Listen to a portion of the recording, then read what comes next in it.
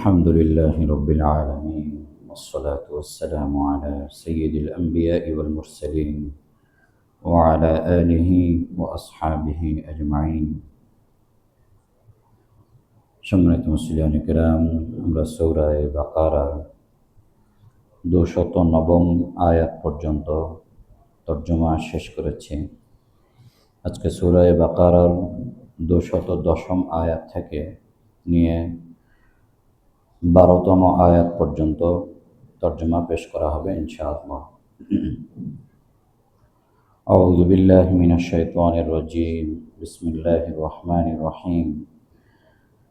হাল ইয়ানজুরুনা ইল্লা আন ইয়াতিয়াহুমুল্লাহু ফি যুলালিম মিনাল গামামি ওয়াল মালাইকাতু ওয়া কুদিয়াল আমরু ওয়া ইলাল্লাহি তুরজাউল উমুর। سل بني إسرائيل كم آتيناهم من آية بينة ومن يبدل نعمة الله من بعد ما جاءته فإن الله شديد العقاب. زين للذين كفروا الحياة الدنيا ويسخرون من الذين آمنوا والذين اتقوا فوقهم يوم القيامة والله يرزق من يشاء بغير حساب. আল্লাহ তাআলা ইরশাদ করছেন, তারা কি অপেক্ষা করছে যে মেঘের ছায়ায় আল্লাহ তাআলা এসে তাদের সাথে সাক্ষাৎ করবেন এবং ফেরেশতারাও তাদের সাথে সাক্ষাৎ করবে, আর এভাবে তাদের বিষয়টি চুকিয়ে যাবে। প্রকৃতপক্ষে আল্লাহর কাছেই সকল বিষয়কে উপস্থাপন করা হবে।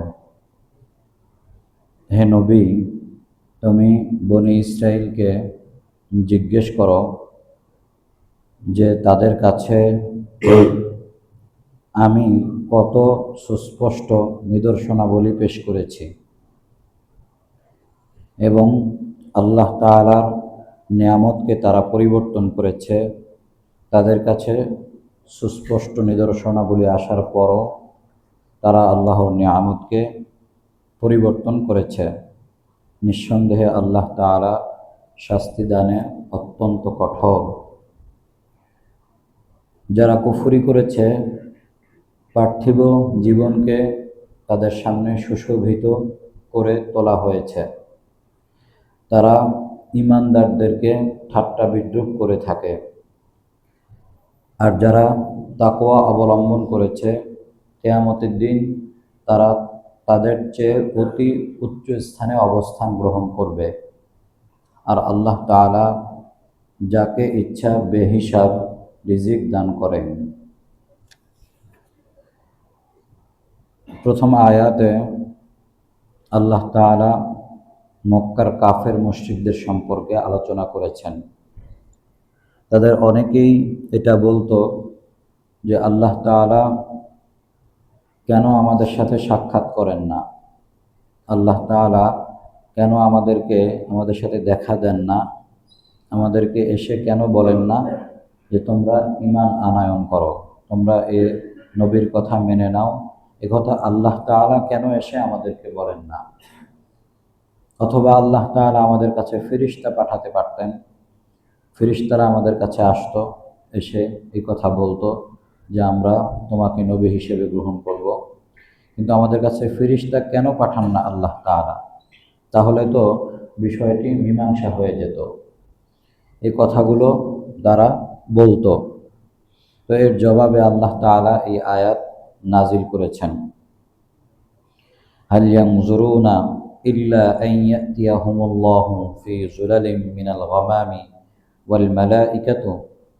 তারা কি তাকিয়ে আছে যে মেঘের ছায়ায় আল্লাহ তাআলা এবং ফেরেশতারা তাদের কাছে আগমন করবেন। ওয়া কুদিয়াল আমর, আর বিষয়টি মীমাংসা হয়ে যাবে। বস্তুত তোমাদের সকল বিষয় আল্লাহ তাআলার কাছেই উত্তোলন করা হবে, আল্লাহর কাছেই পেশ করা হবে। তো এখানে আল্লাহ তাআলা কেন এই বিষয়টি করেন না? কারণ দুনিয়া হচ্ছে দারুল ইমতিহান, পরীক্ষার জায়গা। এখানে আল্লাহ তাআলা মানুষকে পরীক্ষা করেন। আল্লাহ তাআলার বিভিন্ন নিদর্শনাবলী পৃথিবীতে ছড়িয়ে রেখেছেন এবং আল্লাহ তাআলা নবীদের মাধ্যমে সত্য মিথ্যা সুস্পষ্টভাবে প্রকাশ করেছেন। আর আল্লাহ তাআলা তার বান্দাদেরকে স্বাধীনতা দান করেছেন। কোনটা ভালো, কোনটা মন্দ, এই সব কিছু তুমি দেখো। আর যদি না বোঝো, পেছনের ইতিহাস দেখো। তাও যদি না বোঝো, নিদর্শনাবলী দেখো। এরপরে সঠিক বিষয়টি তুমি নিজ থেকে গ্রহণ করে নাও, কারণ এটি হচ্ছে পরীক্ষার জায়গা। আর পরীক্ষার হলে শিক্ষক কখনোই ছাত্রদেরকে প্রশ্নপত্র এর উত্তরপত্র ফাঁস করে দেয় না। সেখানে পরীক্ষার হলে প্রত্যেকেই যার যার অবস্থান গ্রহণ করে। ঠিক তদ্রূপ দুনিয়াতে আল্লাহ তাআলা আমাদের জন্য পরীক্ষার জায়গা রেখে দিয়েছেন এই দুনিয়াকে। এখানে পরকালের বিষয় আল্লাহ তাআলা আমাদের সামনে প্রকাশ করবেন না। যাদের সামনে প্রকাশ করেছেন তাদের বিষয়টি আল্লাহ তাআলা আমাদেরকে জানিয়ে দিয়েছেন, সেখান থেকে আমরা শিক্ষা গ্রহণ করতে পারি। কিন্তু প্রত্যেকের সামনে আল্লাহ তাআলা পরকালের বিষয় প্রকাশ করবেন না এবং অদৃশ্যের বিষয়গুলো প্রকাশ করবেন না। আর এটাই হচ্ছে পরীক্ষা। যারা আল্লাহ তাআলার কথা, নবীর কথা শুনে বিশ্বাস স্থাপন করবে এবং তারা অদৃশ্যের উপরে, গায়েবের উপরে ঈমান আনবে। আল্লাহ তাআলা, ফেরেশতা, যত সকল গায়েব রয়েছে সকল গায়েবের উপরে বিশ্বাস স্থাপন করবে। তাদের কাছে অযৌক্তিক মনে হলেও তারা সেটাকে গ্রহণ করে নেবে। তাহলেই তারা ঈমানদার হিসেবে গ্রহণযোগ্য হবে, আল্লাহ তাআলার কাছে মুমিন বান্দা হিসেবে বিবেচিত হবে। আর যদি তারা আল্লাহ তাআলাকে দেখেই ফেলে, তাহলে তো সেটা আর কোনো পরীক্ষা হলো না। ফেরেশতা যদি তাদের কাছে পাঠিয়েই দেওয়া হয়ে থাকে, অথবা পরকালের কোনো দৃশ্য তাদের সামনে সুস্পষ্ট হয়ে ওঠে, জান্নাত দেখে ফেললো, জাহান্নাম দেখে ফেললো, কবরের আযাব দেখে ফেললো, মিজান দেখে ফেললো, পুলসিরাত দেখে ফেললো, তো এইগুলো যদি দেখেই ফেলে, তাহলে তো দেখার পরে যে কেউ বিশ্বাস স্থাপন করবে। তো সেটা তো আর কোনো পরীক্ষা হলো না। আল্লাহ তাআলা তো দুনিয়াতে আমাদের জন্য পরীক্ষা রেখে দিয়েছেন যে কে আমার কথার উপরে না দেখে বিশ্বাস স্থাপন করে আর কে বিশ্বাস স্থাপন করে না। যারা বিশ্বাস স্থাপন করবে তারা মুমিন হবে, যারা করবে না তারা কাফির হবে। তাহলে এটা হচ্ছে পরীক্ষার জায়গা। অতএব এখানে আল্লাহ তাআলার দর্শন করাবেন, ফেরেশতাদের দর্শন করাবেন এবং অদৃশ্যের বিষয় প্রকাশ করার মাধ্যমে আমাদেরকে ঈমান আনয়নের ব্যবস্থা করবেন। আল্লাহ তাআলা আমাদের এত ঈমান আনয়ন করার কোনো প্রয়োজন নেই। আয়াতে আল্লাহ তাআলা বলেছেন, আনুনজিমুকুমুহা ওয়া আনতুম লাহা কারিহুন। আমি কি তোমাদের উপর হেদায়েতকে চাপিয়ে দেব, অথচ তোমরা এটাকে অপছন্দ করছো? তাহলে হেদায়েতকে আমি অপছন্দ করছি, আর আল্লাহ তাআলা জোরপূর্বক আমাদেরকে হেদায়েত দান করবেন, আল্লাহ তাআলা কখনোই এটা করবেন না। কারণ আল্লাহ তাআলা আমাদের সামনে নিদর্শনাবলী রেখে দিয়েছেন। আল্লাহ তাআলা নবীদের সমস্ত ঘটনাগুলো রেখে দিয়েছেন। নবীরা আল্লাহ তাআলার সাথে যে সকল অলৌকিক বিষয়গুলো করেছেন, সেই সকল ঘটনাগুলো আল্লাহ তাআলা আমাদের সামনে পেশ করেছেন। সব কিছু সত্য মিথ্যা সুস্পষ্ট করে দেওয়ার পরে আল্লাহ তাআলা আমাদের সামনে এটা রেখে দিয়েছেন কে সত্য গ্রহণ করে এবং কে মিথ্যা গ্রহণ করে। তো এটা হচ্ছে পরীক্ষার জায়গা। তো যে গ্রহণ করবে সে পরীক্ষায় উত্তীর্ণ হলো, আর যে গ্রহণ করলো না সে অকৃতকার্য হলো। অতএব তারা যে কথাটি বলছে এই কথাটি পৃথিবীতে গ্রহণযোগ্য নয়। এরপরে আল্লাহ তাআলা রাসূলুল্লাহ সাল্লাল্লাহু আলাইহি ওয়াসাল্লামকে উদ্দেশ্য করে বলছেন যে ইয়াহুদি যারা রয়েছে তাদেরকে তুমি জিজ্ঞেস করো, সালবানি ইসরাঈল, বনি ইসরাঈলদেরকে জিজ্ঞেস করো, কাম আতাইনাহুম মিন আয়াতিন বাইয়িনা, কত সুস্পষ্ট নিদর্শনাবলী তাদেরকে আমি দান করেছি। তাদেরকে যে নিদর্শনাবলীগুলো দান করেছে আল্লাহ তাআলা, পৃথিবীর মধ্যে উম্মতে মুহাম্মাদীর পূর্বে তারাই ছিল শ্রেষ্ঠ জাতি, ইয়াহুদি জাতি। এবং আল্লাহ তাআলা তাদেরকে পৃথিবীর মধ্যে অন্যান্য জাতির উপরে যথেষ্ট সম্মান দান করেছেন, তাদেরকে নেতৃত্ব দান করেছেন।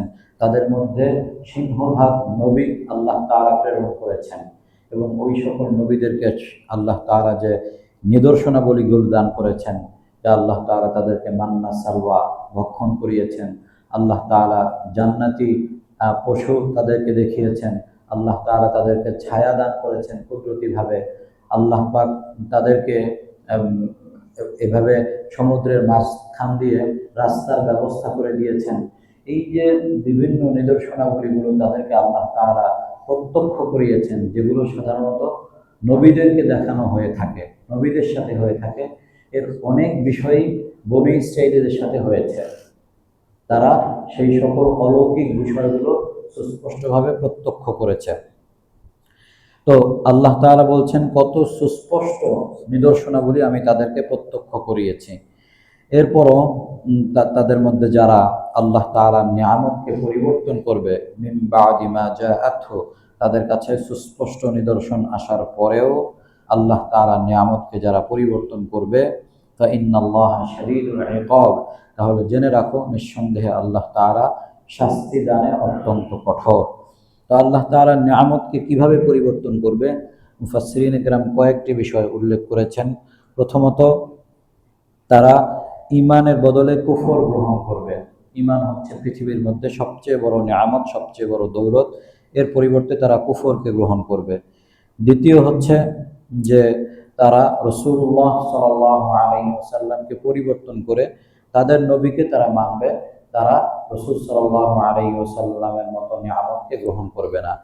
তৃতীয় হচ্ছে তারা এই কিতাবকে গ্রহণ করবে না, তারা তাদের কাছে যে কিতাব রয়েছে বাইবেল, সেটাকে তারা গ্রহণ করবে, এই কোরআন নামক নিয়ামতকে তারা গ্রহণ করবে না, বরং তাদের কিতাবের মধ্যে যেই সকল এই কিতাবের সাথে সামঞ্জস্যশীল বিষয়গুলো রয়েছে সেগুলো তারা গোপন করবে এবং তাদের কিতাবের বিষয়গুলো তারা বিকৃত করবে।